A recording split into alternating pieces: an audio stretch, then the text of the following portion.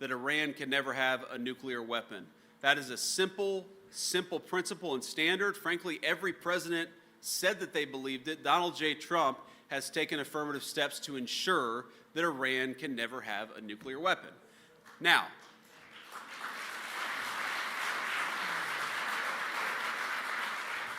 but we also know that there are a lot of people from the state of North Carolina who are in harm's way right now. And so I want all of us, when we go home, we leave this event, I want all of us to say a prayer, not just for the North Carolinians, but for the people of all of our 50 states who put on the uniform and are willing to sacrifice for the safety and security and freedom of the United States of America. I want every single person, I want you to tell every single person who is serving overseas in harm's way that this crowd in North Carolina has their back. Thank you all.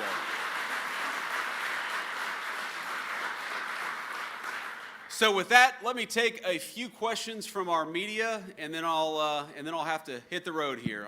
I'd like to start with the local reporters. We'll get time to the national folks if we got it.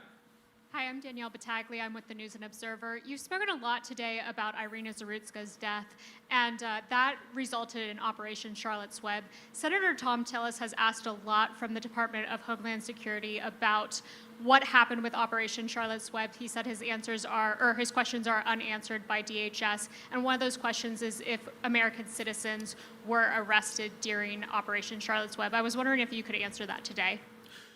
Well, look, Operation Charlotte's Web is fundamentally an operation to try to make our country safe by getting violent criminals off the streets of the United States of America.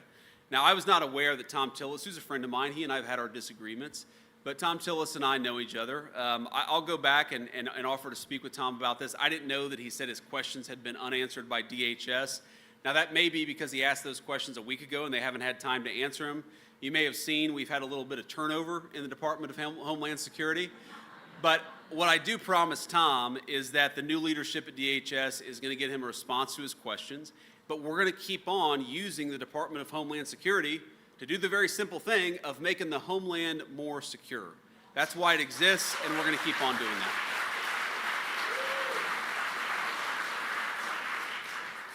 Hi, Mr. Vice President. Bill Barrow with the Associated Press. What did you advise the President initially as he considered his actions in Iran, and what are you urging him to do now, especially with Americans seeing higher prices at the pump and some of the fallout from that across the economy? Do you express any concerns like those you've expressed in the past on the possibility of these extended wars? Well, Bill, I appreciate the question. I know you guys